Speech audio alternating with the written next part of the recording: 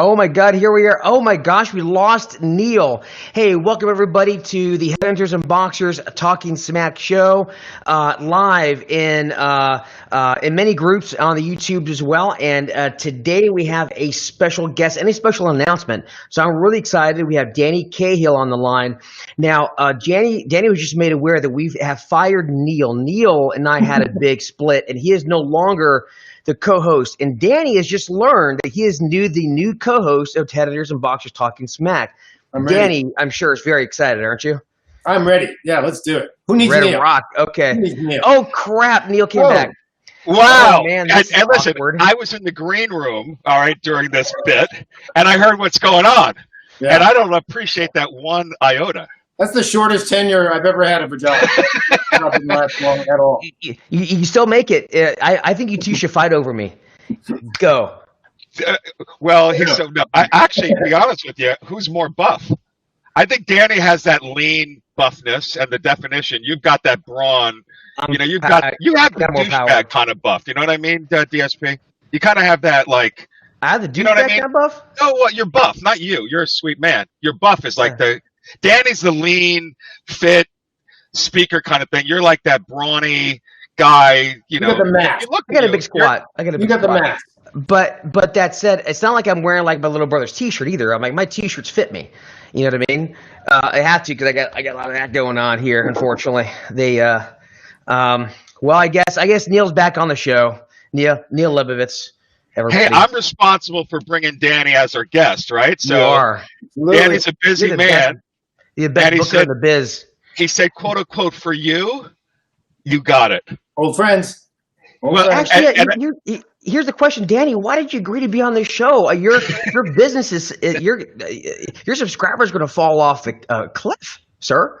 Yeah. That's how far I've fallen during COVID. Like, bad enough that I can't go out of my house. I have to do shows like this now. It's just horrible.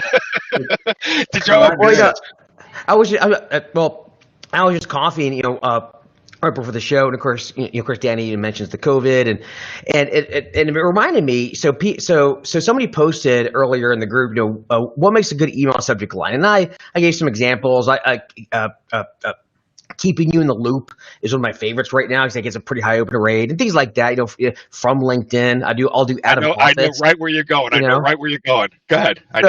So I was thinking the test results are in, and they're positive.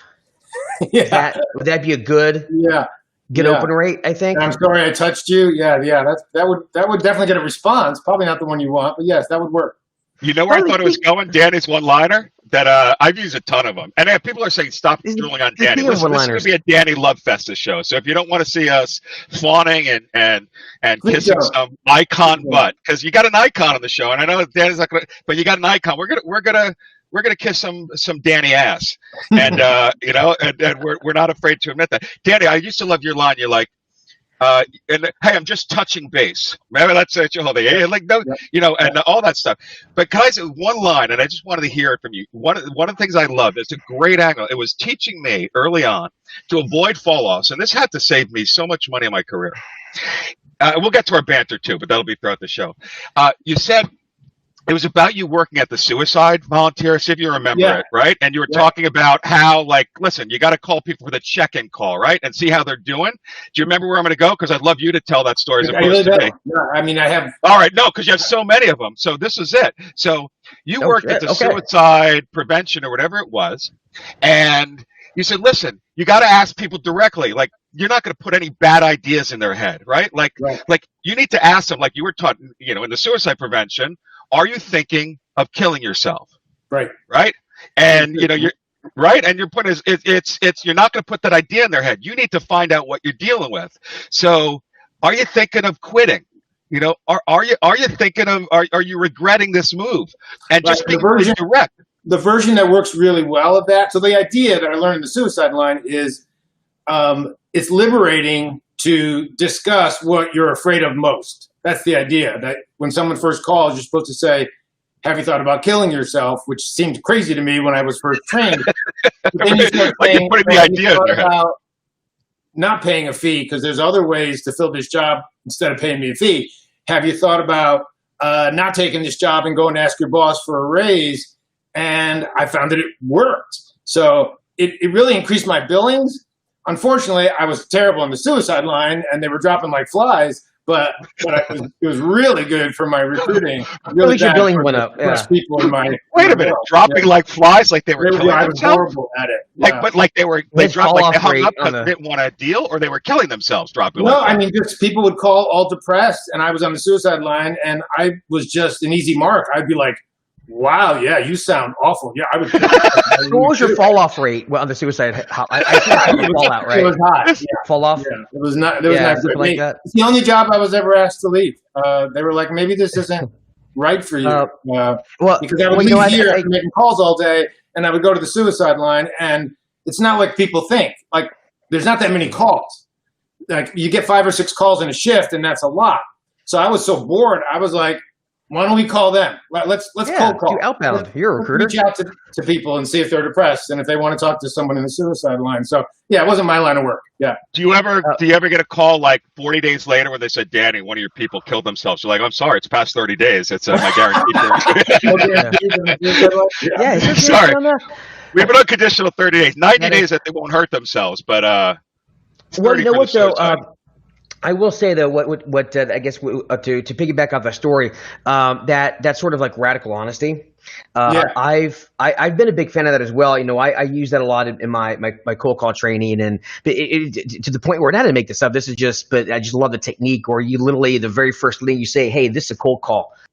And you just lay it there right on the line, and most of the time they'll give you the time of day because you're being so radically honest, right. And they never hear that from others, and it's a great pattern to interrupt. And just like what you said, well, why don't you just go and talk to your boss and ask for that raise? It puts it out there. Why not? Because otherwise, they're probably if it's going to happen, they're probably thinking about it.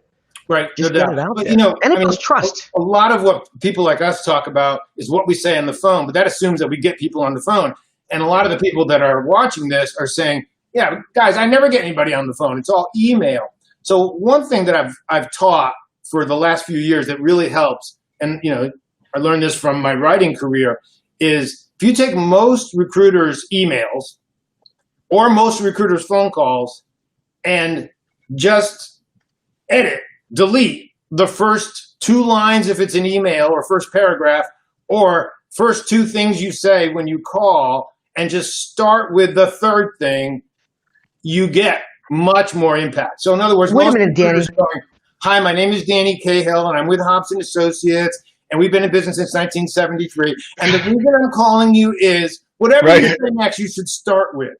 And if you read emails, there's a paragraph that sort of beats around the bush, and then the third paragraph is, anyways, in response to your question about our fees, right? If you start with that, you're already sort of along your lines, Dave. You're already starting radical honesty. Start right there, yeah. Because you're not beating around the bush, and people respond to that too.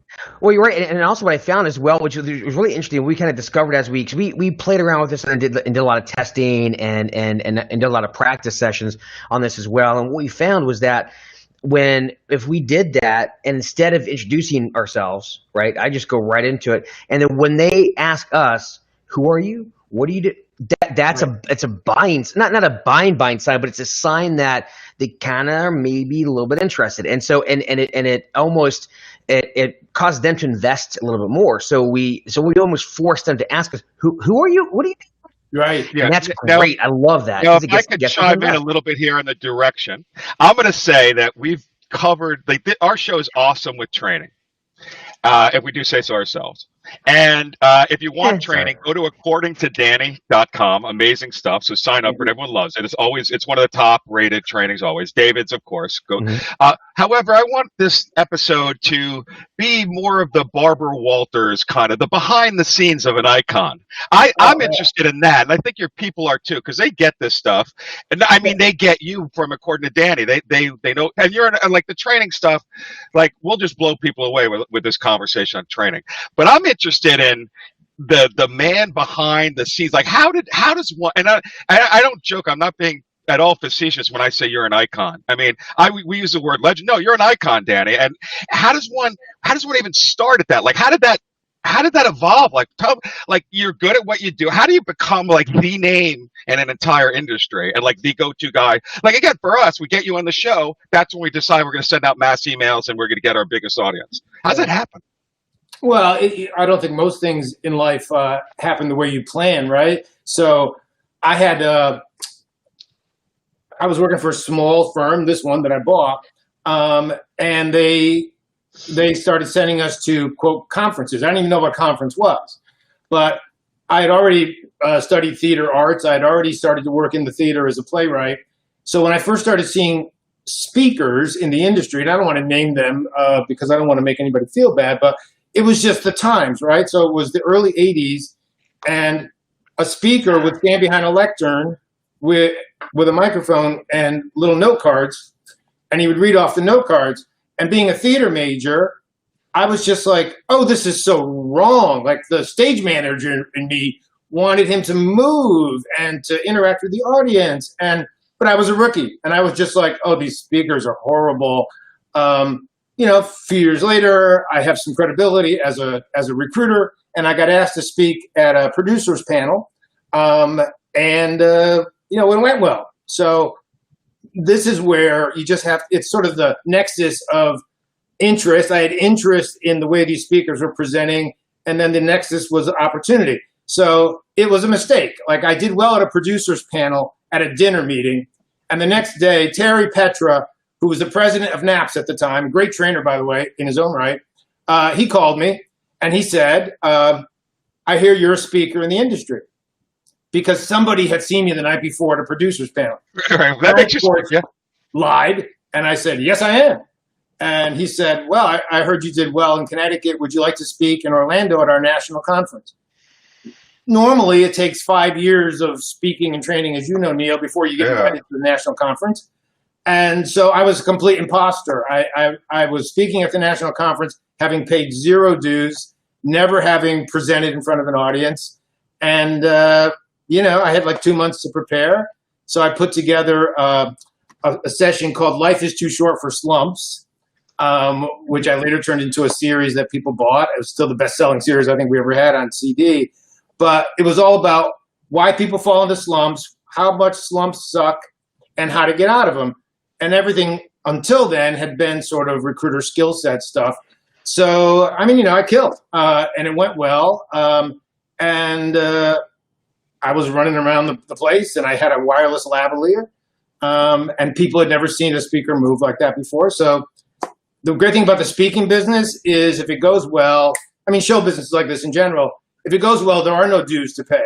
You don't have to become the top recruiter in your company. All of a sudden, I was getting 10 calls a week to speak at other conferences, and I said, okay, this is something I want to do. I was single at the time. Why not travel the country, meet women, and get my ego stroked? And the more I did it, the more I loved it. So I never set out to make it a big thing or try to reach a certain level. It just always struck me that it makes me crazy when recruiters suck, and I know I can keep them from sucking. So that's where it came from as far as that. And also, I was already training and having Monday morning meetings and motivational meetings for my people. So all I had to do was expand what I was already doing. It didn't seem that different to me. So I never set out to reach a certain level. I was just like, this opportunity came up, and I'm going to go with it. As a speaker, we get those reviews at the end of each session. Do you ever get I would always get, like, I did really well on the circuit myself. Nothing like you. My goal was to be Danny when I came out there, and I thought, yeah, overnight I'm going to be right up there with you, which, you can't be. It's just being an icon just doesn't happen, right? But I did really well, as you know, in the speaking circuit. Yeah. But I was on the circuit, Neil? I was. Right. For a long time. Yeah. So, 10 years or whatever. But so I get the name Lebovits invited back, but I would get a handful of people that would rate me a 1 and hate me and just hate my style, hate my brashness, hate my New Yorkism. Yeah. And again, I'd have to get rated really well to come back. But do you get those offshoot people that rate you a 1? Not only did I get those reviews, but I wanted them. So I remember that first time I spoke in Orlando, I turned getting a job order into a song.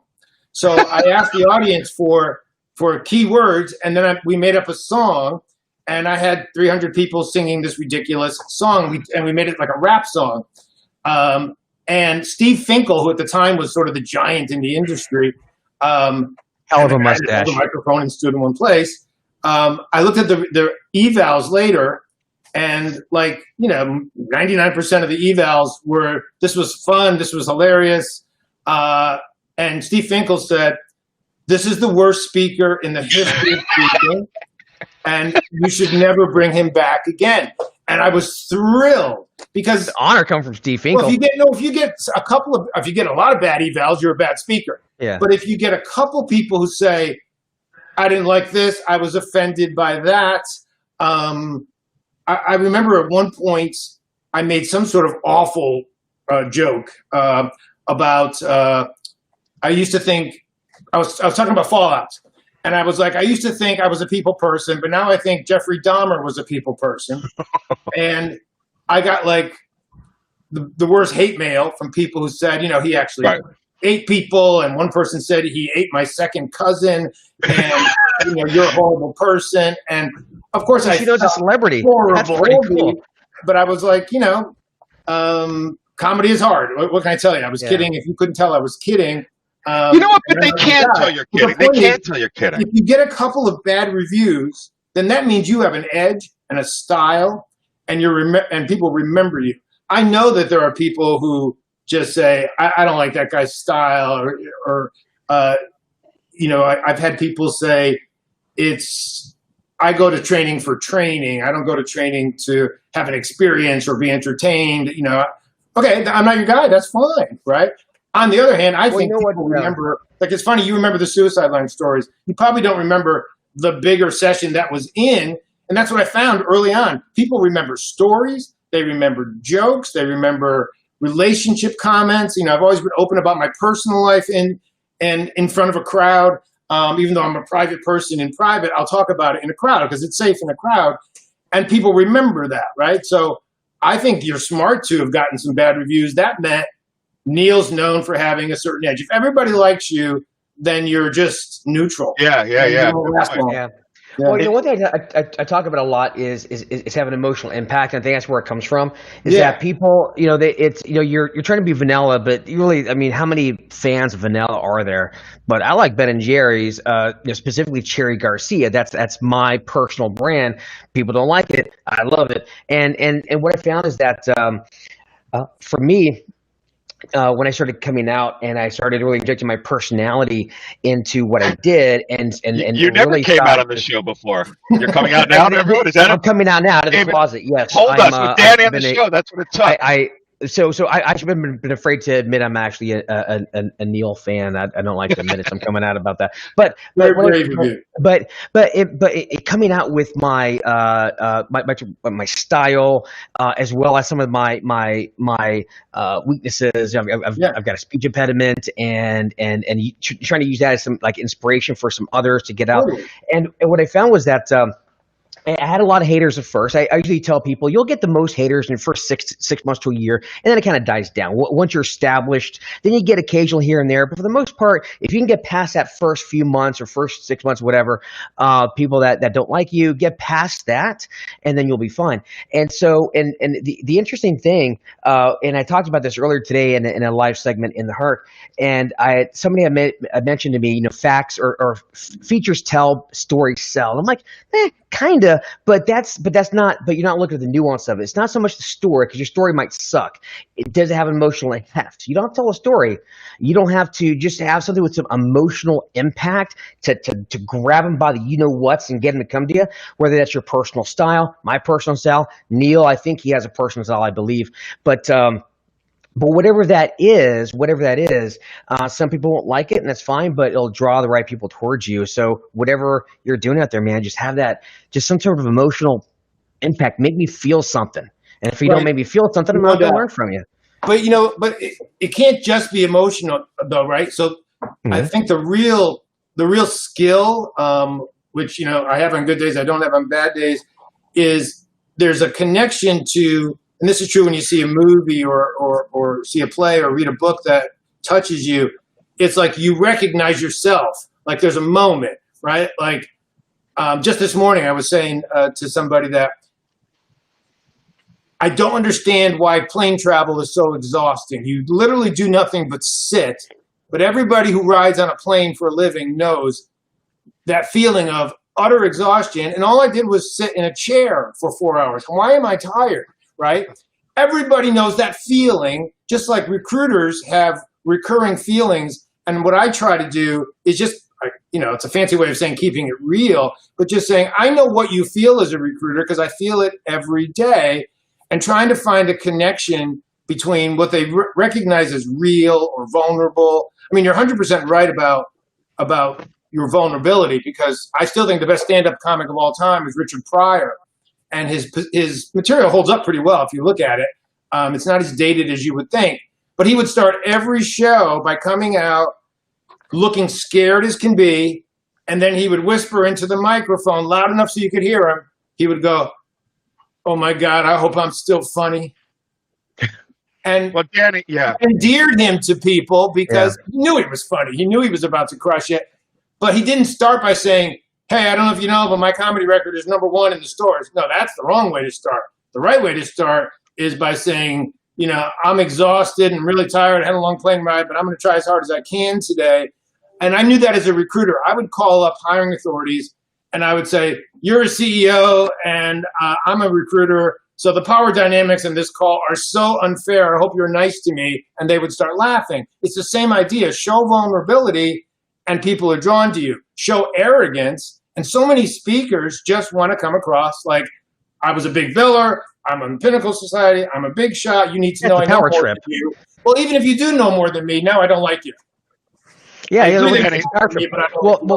will say also, speaking of that, about that vulnerability. When you're vulnerable like that, it's being vulnerable, but actually shows a lot of confidence. Like when you say that to a CEO, that CEO is probably thinking, "Oh, okay, this guy kind of knows what he's doing here. He's someone to you know what I mean?" And so it's not really showing weakness in actuality. It kind of shows how confident you are, because you can bare your belly in public and you don't give a shit. Yeah. So speaking of that, Danny, vulnerability with you is clearly and awesome. You make fun of yourself, and the self-deprecation works great, and you're a straight shooter with people. A lot of people don't know that your vulnerability side, you made it a very personal side. You made it very public. A lot of people don't know about your book, Aging Disgracefully. Mm-hmm. If those of you watching this, if you don't know it, go ahead and Google it right now. Go to Amazon. Buy the book, by the way. It's cheap. Thank you. An amazing read. But Danny, I'd love to talk to you about that, because I was shocked when it came out, not because of the content. And the content is not what I was expecting, Danny, was that trainer book about recruiting and this and that. And there you are in this book talking about your inner pain, your family relationships, your depression, and your being at the top of the game, but at the bottom mentally. I certainly want you to share some of that with the audience. But what motivated you to do that, and was it cathartic? Like, talk to us about that book, and I would love people to go ahead and check that out. Yeah, everybody asked me if it was cathartic, and it really wasn't. I had 7 plays produced off Broadway over a period of years, so I'd already been used to. Most of my plays were dark comedy about my life, but in a play, so the characters were fictional. And I had done my first book, Harper's Rules, and everybody thought that the headhunter in Harper's Rules was me, and I was like, no, it's the character. Like, I know how to create characters. And when I went to do the second book, I was like, I want to take away the facade. I want to do a memoir where you use your real name and you tell the truth about what really happened. And really, once I decided to do it, it wasn't at all cathartic. It was more like, as a writer, I said, that's a good story. It's a tough story because it was my life, and it's for the audience, it's really, I guess, a midlife crisis book in a way. But it was a lot about how I had to continue being the recruiter I was and the owner I was while I was going through some some personal pain. And once I decided to do it, so I'll give you an example of why it's not cathartic. So obviously one of the characters in the book is my ex-wife who, approved the book and agreed. I used a different name, but she approved the book and she knew all about it. And I was writing a really horrific chapter about the late stages and the divorce, and it was really painful. And I took a break from the writing and I went to go for a run. And I was running in one direction and she was running in the other direction. I hadn't seen her in like 3 years. At that time, she didn't know I was writing a book. And we stopped and we chatted amiably, and then she went her way and I went my way. And you would think if it was cathartic that it would have like screwed up my writing. I went back to my desk and finished the chapter and never thought about it. Like I was writing it as a writer, not as somebody looking to, get some catharsis from the pain. I had already gotten through the pain. I just said, I think it could help people. Because there were other guys I knew that were going through relationship issues who were successful people who had this sort of facade because they had pain in the background. And, I was raised in a shame-filled environment because we were really poor. And the book is really about shame, how it doesn't matter how successful you get, shame follows you everywhere. And I made a lot of bad choices because I didn't know that I was still fighting the shame of, being in abject poverty at 5 and 6 years old. But that shame, you hurt people, right? Yeah. You talk about that in the book. You hurt people, and was this an apology of sorts? Was this a way maybe to reach out to these people and not absolve yourself of pain, but to like have the mea culpa or that moment of understanding? No, I don't think so. I don't think people can give you absolution. You have to forgive yourself. If you're religious like I am, you have to hope God forgives you. But to be fair, for those people who haven't read the book, I think I'm the person I'm toughest on in the book is me. The person that I hurt the most is me in the book. Yeah, I made some bad choices in relationships that I regretted. But it was really more to just say, here it is. Here's a friend of mine who's a Pinnacle member, Danny Sarge, one of my best friends, said to me, you cannot, I sent him the draft. He said, you cannot publish this. It will destroy your career. And I was like, so what?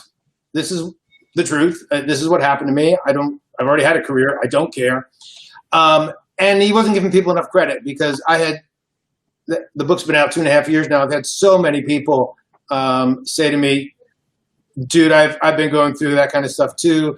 We all have these dark things. That was gutsy. That was real.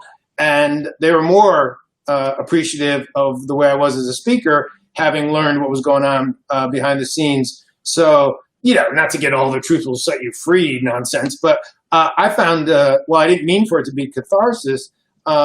It seemed to make people more comfortable around me. I thought that it would make people more uncomfortable around me, but they're much more comfortable around me because, I don't know about you guys, maybe most people walk around with secrets, and everything I was ever worried about, embarrassed about people finding out is in that book.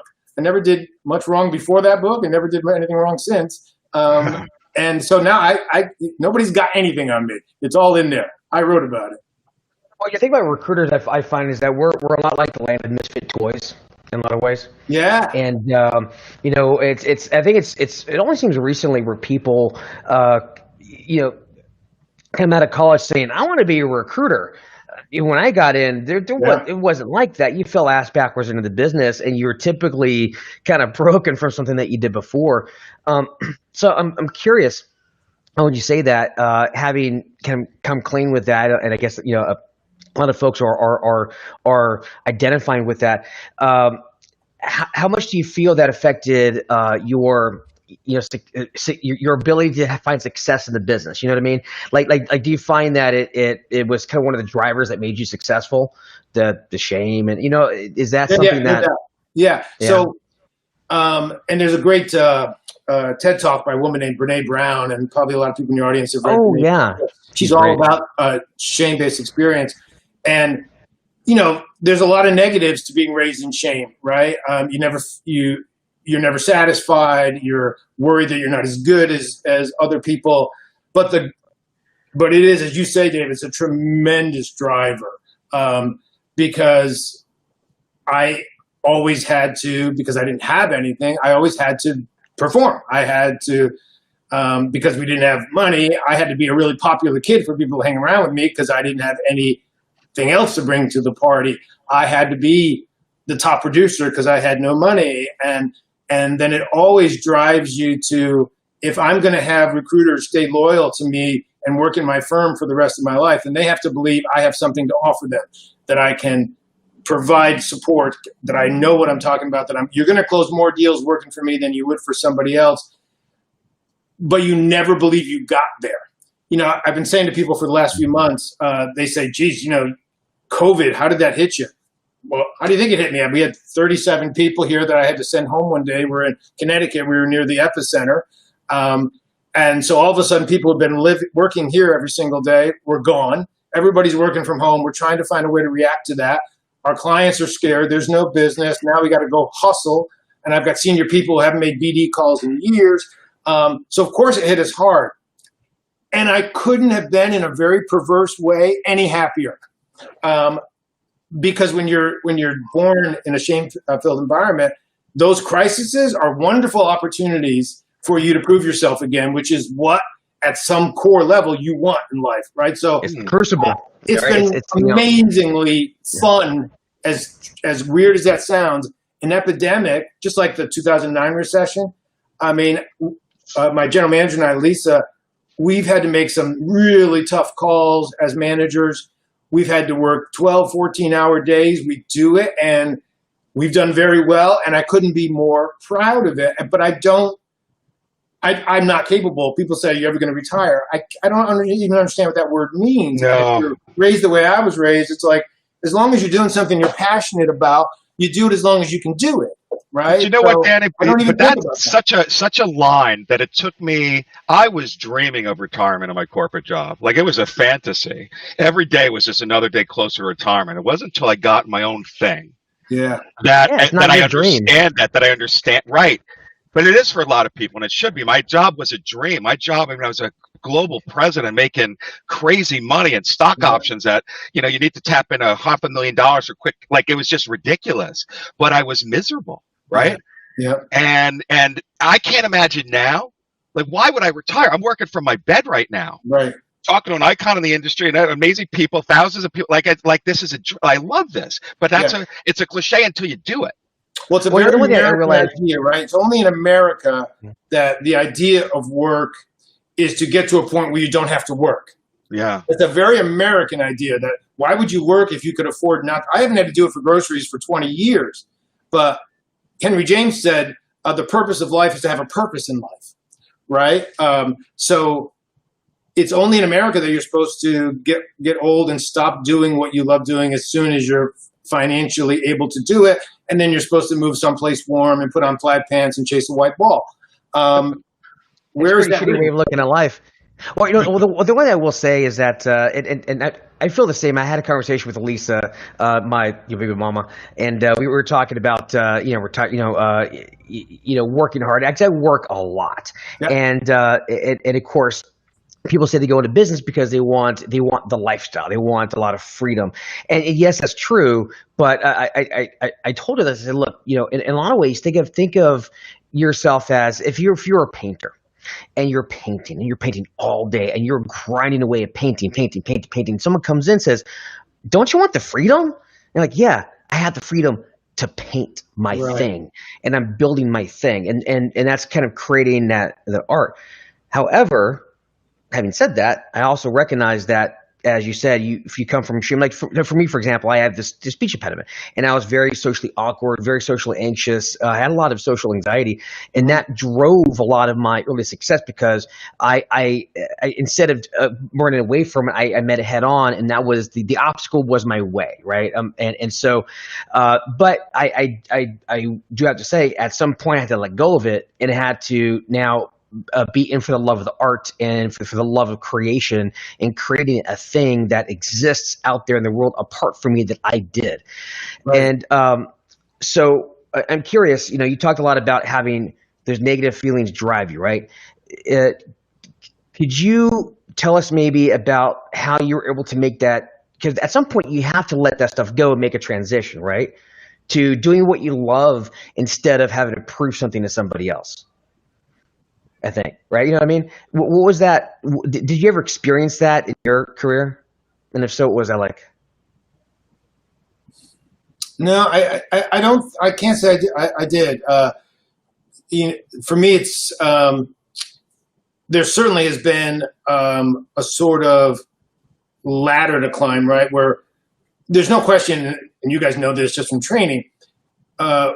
Most top producers have a really hard time managing because it's the reason why Magic Johnson was a horrible head coach, right? But Pat Riley was great. Most super top producers can't teach the business. They don't have the patience. They're control freaks. They told the rookie once. They don't understand why the rookie didn't get it. In reality, managing and training is all about patience. It's all about repetition. It's all about taking what you do instinctively and breaking it down into training modules and then having the patience to give it to people. I found that to my surprise, I didn't think anything would ever supplant the rush of closing a deal and saying, I just made a placement, I put up 30 grand. But then I found that seeing a rookie who 6 months ago didn't know what he was saying, she didn't know who she was, now all of a sudden she's getting cocky. And a year later she's buying a new car, and 2 years later she's buying a condo, and 3 years later they're starting a family. And I found the satisfaction of helping those people learn something that they could do for the rest of their lives was so much more satisfying than closing a deal. So for me, Dave, it just shifted to a different emphasis, but it was still the same thing. But that's gimmick, right? That's what we're trying to practice what we preach. We tell clients to hire opportunistically. We interviewed 3 recruiters this week. We're hoping to hire all 3. We're going to hire opportunistically during this and get some market share when everything starts to come back next year. That potential satisfying. I said to the guy that I was interviewing this morning, I don't hire anybody unless I think they're going to be here for the rest of my life. And now 2021 for me is about making you, the person I was interviewing this morning, you need to build $200,000 next year for my company, because then I'll know that's a good year for me. It's a selfish thing I'm doing, but I know that it will help them as well. And that, all I can say is, look, I'm weird in a lot of ways, right? I know I understand that I'm a more disciplined person than most, which is another thing that happens when you're raised in poverty and chaos. For the rest of your life, you gravitate toward discipline, structure, things you can control. So for me, there was never the day that so many people tell me about where you wake up and you go, I'm burned out. I can't do this anymore. What's the point? I don't know what that's. All right. I've never experienced that questions for that. I want to rephrase that somebody born without anything never has. So I want to take David's point and come back from another angle. And there's one thought beforehand of what you just talked about. So 2 things. One is I remember one of your funny lines. You have tons of one-liners. I mean, you're like, money can't buy you happiness, but it can rent you a lot of affection, right? Love that line. Hysterical, right? But I saw a great TED Talk on it, to your last point before I go into my Barbara Walters question, is money can buy you happiness, was the premise of it. And it was to get everyone really angry at the guy. He's like, you're just spending it in the wrong way. spending $100 on yourself, or $500 for that new toy, or $20,000 for that new car isn't going to buy you happiness more than the first couple of days or week. Right. Putting that money to someone else, giving someone else joy, impacting someone, going back to your mentorship of that person, that is a happiness. That, to your point, that money that's what drives you. That's the secret to happiness. Okay. Now, with that said, Danny, have you ever been told you're a lot like, and I'm not being funny, Dorothy and the Wizard of Oz? You heard that analogy with your book? No. And Neil, by the way, is never funny, FYI. Thank you, brother. Just kidding. No, barring the ponytail, barring the checkered gingham thing, I want to read you the last line of The Wizard of Oz, and I want you to explain that to people because this sums up your book, okay, to me.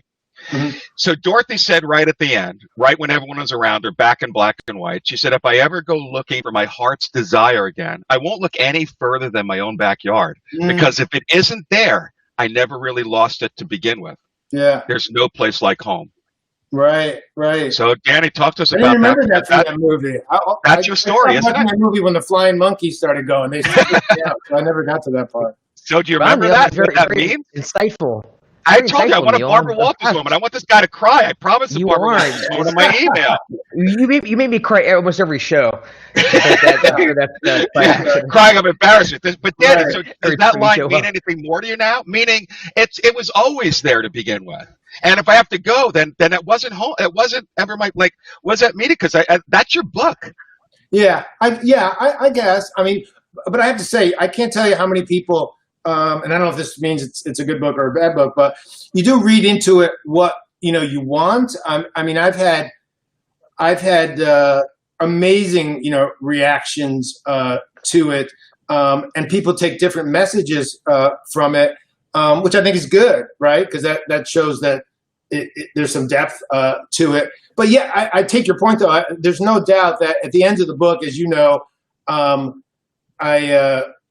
because the rest of my world had fallen apart, I joined the Big Brothers program and ended up with a little brother who Right. Remember that? Yeah. 13 years, and he's now in the Navy and went to Afghanistan. I remember that, Danny. Wow. Yeah. So it was one of those things where, no doubt, part of the theme of the book is you're looking for love that will last, and it comes in all forms. In my case, it came in the form of a 13-year-old kid who didn't have a dad, and I had screwed everything else up. So I thought, let me try doing this, and there was real love. Yeah, one of the reviews in the book said it was, quote, painfully authentic and unapologetic. Cahill's accounts reveals that no matter how the world rewards you for being at the top of your game, an unresolved past can follow you, shape your choices, and lead to comic and tragic results when lines are crossed. And then it just ends with, and this is totally what reminds me as well, Cahill's story is ultimately about climbing out of messes, saving ourselves from ourselves, finding exactly what we've been looking for, and realizing that it was always there all along. Yeah, no doubt. And in a lot of ways, I want to wrap up with this as well before we get into the news section. I'm about to play the Neil's brand new news video, but I liken it. So your story does resonate in many ways, and I think a lot of it comes down to so I've got a lot of friends who are in recovery, or they're NA or AA. You pick the acronym, but one of the main things they talk about a lot is doing an inventory. Looking at yourself in the mirror and bare bones, and knowing what, and recognizing and admitting to what you've done, who you've hurt, your goodness, your badness, the darkness within, because that's the only time where you are willing to grow. They say that you can only grow when you hit rock bottom. You're not going to go into rehab because of the awesome buffet. You're going to go in because you're at a raw place. And it's when you get to that really raw place, like I guess maybe you did with this book, right? When you get to that really raw place and admit who you really are. Well, I mean, to the world, yes, but more so to yourself. Right. So that's when you can really. But to use that analogy, though, right?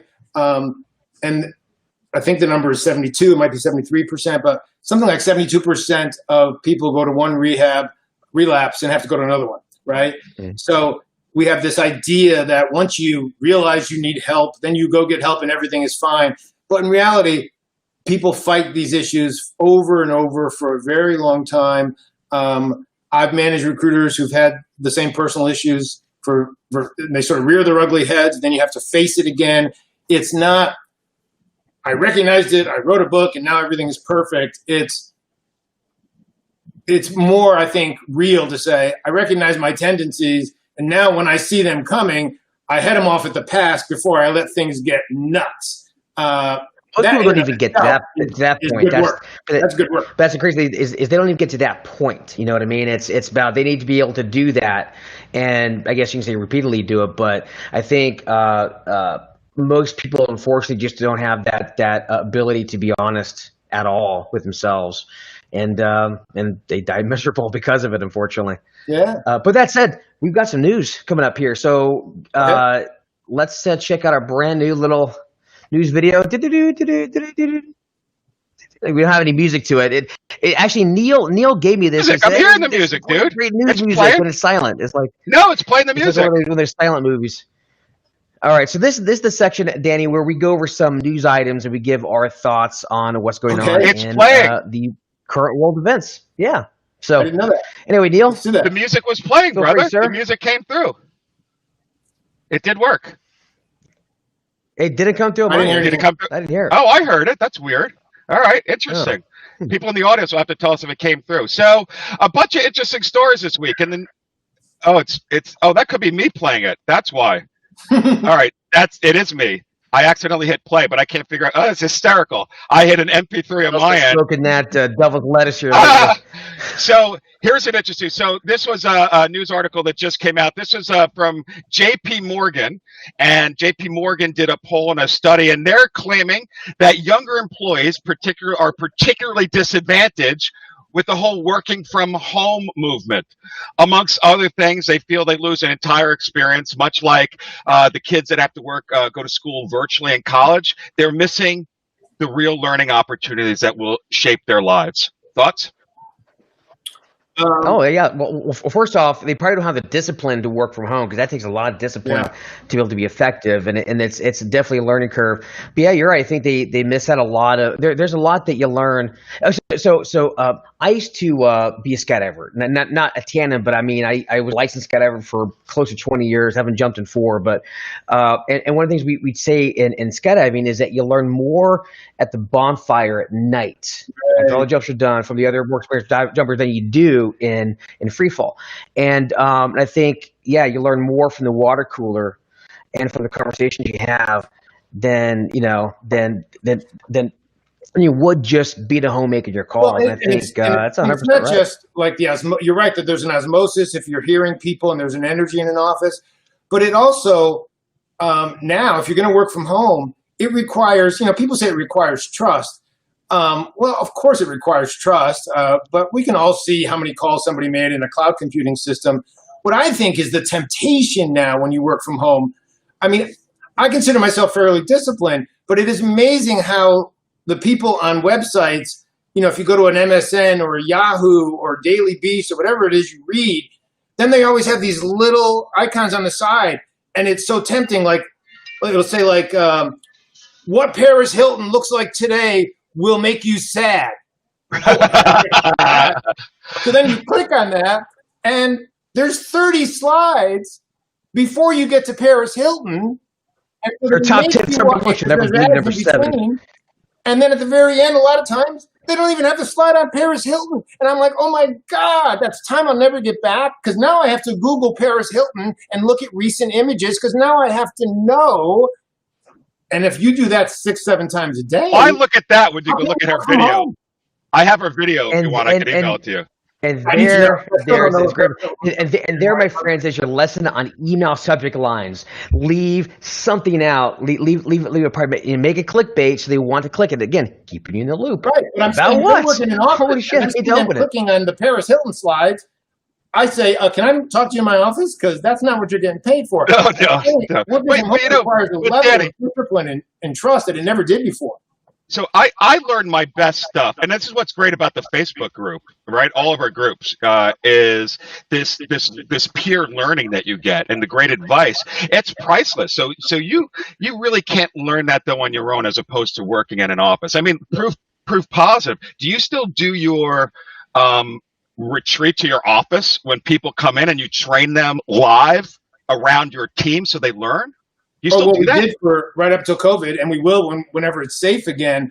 But and what made our retreats, I'd like to think, different than other people's boot camps, which are held at hotels or wherever, is they would literally be given free reign to walk around the office, sit down next to a recruiter. If I just did a session on planning, you can sit down at one of our recruiters' desks and say, "Can I see your plan that Danny just talked about in a lecture and see what it looks like in the real world?" I don't think there's any substitute for that. But it's not, as David said, it's not just seeing the skill set being played out. It's a senior person putting his arm around a rookie and saying, I heard you on the phone. I know you had a bad day. Look, this will get better. There's that emotional support that you get from being in a team. And I have real concerns. I know a lot of companies are, because of COVID, they're going to become virtual recruiting companies. I know a couple of owners who gave up their leases and said, I'm never going to have another office again. Why should I bother with Zoom and cloud computing? I don't need an office. It'll be interesting to see 10 years from now whether you have the kind of tenure and loyalty that we have here. Because I think part of the tenure and loyalty comes from being around team, and it can't feel like a team as much just because we're on Microsoft Teams. It can't. It won't. It'll be. Well, also. Well, I'll say is that as well as that it's only just osmosis, but I know that when I was young and coming up, and I would see a big biller, and part of it wasn't just listening to the big biller, but I wanted to emulate how does a big biller walk? Yeah. How they talk, like what do they do, like because that's how you learn. You emulate those that are successful, and then you incorporate a lot of those behaviors, even if it's not just on the phone. But yeah, how do they walk? How do they talk? What do they say? Where do they drive? Like what kind of coffee do they like? And that's how it's all that osmosis. If you model successful behavior, they're modeling. If we're going to be fair about it, the other argument is they won't learn any bad habits if they're not in an office. For example, I'm always amazed. For 30 years, I go to a gym every day. It always amazes me. Like when I started going to the gym, I just saw the guy that had the best body, and I walked up to him and said, what do you eat? How do you work out? Teach me. And bodybuilders tend to be very, very generous with their time. But it always amazes me how people will go in, and they'll ask somebody who's way out of shape the same question. It's like, what do you care about what they do? They're going to give you bad habits. They don't know what they're doing. They don't look good, right? So I guess the other argument is if I have you strictly virtual and you only follow the training modules and you only talk to me, well, you don't get the osmosis, you don't get any bad habits. But on balance, let's put it this way. On balance, half the people here have come back since Connecticut went to 1% infections. Half are still working from home because they're not comfortable, during COVID to work for anywhere but home. But I plan on bringing everybody back. The business is here, I tell people. And I want to build this again as a place where, yes, we're going to have remote offices. We already have 5. But we're going to have a core group that works together because I know that camaraderie, emotional support, team meetings, and it's just more fun, right? I mean, I have stayed in this business not just because it makes me a lot of money, but because it's hilarious and ironic and idiotic and moronic at times because we're dealing with people, right? And if you can't share that with somebody in a direct moment-to-moment way, you're losing something. It's not quite. Well, there's also a mental health issue. Well, there's a mental health issue as well, because I know for me, working from home, been doing it for years, and now I'm used to it. But I know for a period of time, I missed the compression up on the drive there, and the decompression down. Yeah. Very clear line. Yeah. And then losing that was really hard to deal with emotionally, and I think a lot of people just can't get over that. Especially with family, right? Issue. Maybe your baby mama, that was her thing, right? It's that you don't have that time to decompress, to not be in 100% work mode all the time. Yeah. Yeah. 100%. Now, I will say this before we go to the next article here. I do want to say, Danny, to use one of your one-liners that I still use to this day: "What you lack in polish, you make up for in passion." That was a Cahillism that I still use today. And I think we mentioned, learning bad habits from the top producers versus just learning from you if they're virtual. I will say, my last thought on that: I'd rather pull somebody back and then try to continue to drive them forward, just me alone.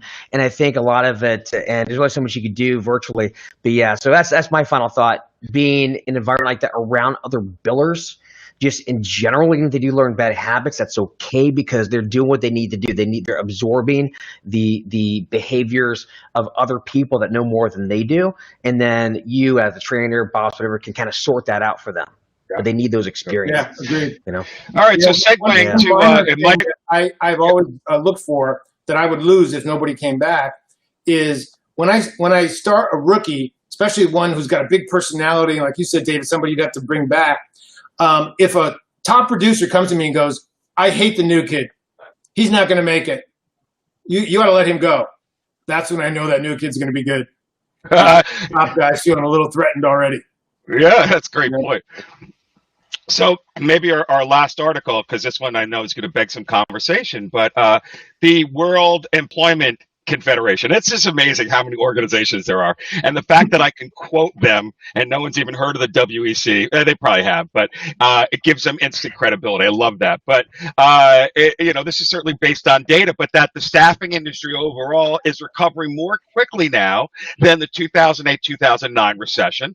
But the bottom was much deeper. Right. So, let's just talk about the recession a little bit and, how to recover out of that faster in our wisdom if you're sitting there watching this.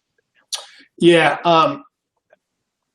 I think a lot of people got caught with their pants down, right? So the people that got hurt the most were senior people, and I've got a couple, senior people who, if they're being honest, they hadn't made a cold business development call in years. They had been living off existing accounts, and all they would tell me is it's a candidate-driven market. I can't find the candidates. Help me with sourcing. Any new sourcing tool they'd buy, and they hired tons of recruiters. And the fear is palpable. Yeah, back on the phone. For those people, it hit hard, and they don't want to hear that it's coming back because they don't see it. Right.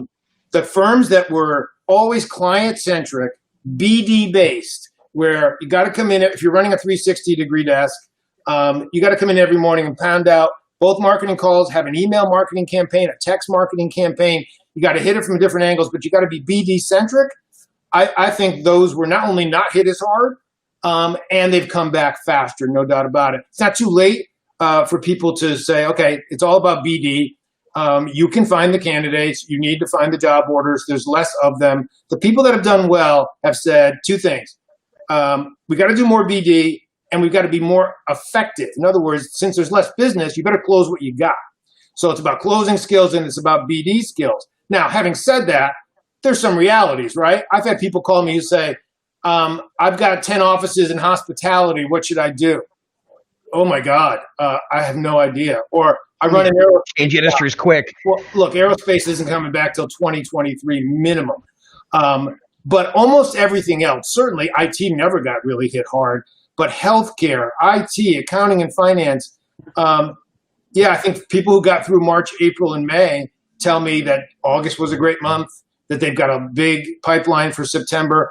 I do think we're through the worst of it. But remember, it was, 20% unemployment. It'll probably be 7-8% by the end of this year. That's still a crappy market, but that's a market that a good recruiter can do well in. When you get north of 10%, 15%, everybody suffers. Let's put it this way. Our fiscal year ends in September this month. So we will be pretty close to 90% of our goal. But part of that was because we were so far ahead of goal going into February. We did have a couple average months. We've had no bad months. I protected my franchise players. We didn't let people go and cut to the bones because we knew, hold on, invest. This comes back fast, and there'll be less people in play, less competition. We'll get more market share Q1 and Q2 than other people because we invested in it. But that's easy to say if you're in technology like we are. If you're in hospitality, I get it. It's awful. Good, good advice, David. Closing comments. So a couple on that. So my thought on that is this, and 100%, I think the fear that you sense from the veterans has been palpable. But that said, I think it's for a lot of folks. I did see a lot of folks start working harder, which is great. I think one thing that people tend not to realize as well is that people buy differently now, because their pressures come from different sources, different angles now, and a lot of times what I find is that if you've got a hammer and it works well in one market, in a different market, if you hammer twice as much on it, it's not necessarily going to work. And you also need to learn more fundamentals of why people buy and adjust accordingly and speak to their pains in that moment, have an attunement to what they're going through. And I think the recruiters who understood more about the fundamentals of psychology, instead of just banging out phone calls, if you combine that, right, work hard and work smart, figure out why people buy and just be creative and be willing to test things out, try it, and it doesn't work, try something else and try something until it starts hitting again. And then the recruiters I've seen who've done that and have been creative about it have done fairly well. I do see, though, there are the group that when things go bad, they just work twice as hard, but they do it the same way, and they get really frustrated. Right. Yeah. Because people buy differently now. Well, there's more, as long as you recognize that, you can adjust. Sale now. When most of the people you're talking about were trained, they had to convince one client to buy. But now that client is going to talk to HR, talent act, and his boss. There's more stakeholders. They have more meetings. They contact each other more before they select any vendor, not just a recruiter, but any vendor. Yep. So you got to do more selling to different people with different perspectives, different axes to grind. It generally takes a little bit longer to get the business, but at the same time, you'll see more RPOs. You'll see more managed services agreement where people are getting, we got one last year. We got a $250,000 retainer for business, for jobs that weren't even created yet, because they wanted to lock us in for the whole year. So you're right. You adapt. You get more creative. Yep. You understand there's more stakeholders. But the big thing is your own attitude. It was amazing to me how many senior people were saying to me, oh, my God, the world has ended. It's apocalyptic. And you just got to work through that. I'm a big believer that habituation rules. Like we're close to New York City, and everybody says New York City's dead. Nobody will ever go back. Okay, I'd buy real estate in New York City right now, because I promise you it'll bounce back faster than people think. I promise. It is a good time to buy in New York. Who wins the presidency? 2021 and 2022 are going to be. So this is a good point for me to get my only plug of the show. People do need to do temporary staffing. No, they do. And I'm an employer of record back office service for my new viewers with Danny. You need to talk to a company like mine and place temps and have that advantage. David, closing comments. We're out of time here, and we'll give Danny a plug. So in closing, I will say, as far as New York is concerned, I will tell you this: when the riots were happening in New York, immediately I went out and found Escape from New York on cable, because I had to watch it, because you gotta. That movie made a resurgence, I tell you. But that said, I will say Kurt Russell was great in that movie. Love Snake. And Herbie Fully Loaded was great in that. Herbie the Volkswagen thing. Yeah, he was in that originally. So a few years in between. It's different than Herpes Fully Loaded, which is a different movie altogether with a much different message. Herpes Reloaded. Anyway, that said, guys, thank you so much for watching the show. I will say, for my plug, if anybody's interested in any of my high-level programs, I'll drop the link to book a call with me down below. You guys know what I do, so I'm not going to go too deep into that. But with that said, folks, thank you very much for watching. It is an honor to have everybody here. It's very much an honor to have Danny as well. Thank you, Danny. Very enjoyable. Thank you. It was a blast. Great show. Really all right, well, folks, hopefully this is not the last time, and hopefully next time you're on, Danny, you can be officially replacing Neil. I'm trying to get rid of that guy. I'm done. I'm forever. If he wants to do it, I know you're in a heartbeat. A heartbeat, you get rid of me. Heartbeat. I love you, Neil. But I don't blame you. I love you. Smooches. Heartbeat. Smooches. Anyway, it got kind of awkward there. That's it, everybody. I appreciate it. Thank you all. Have a good weekend. We'll see you next week. Hey, thank you for watching Headhunters and Boxers Talking Smack. Who doesn't love Headhunters and Boxers? And who doesn't love Talking Smack? Join the show every Friday, 12 noon Eastern, live in the Headhunter and Executive Recruiter community. Make sure you click one of these boxes here and watch some of these videos or something. I don't know what's going on here. I just work with it.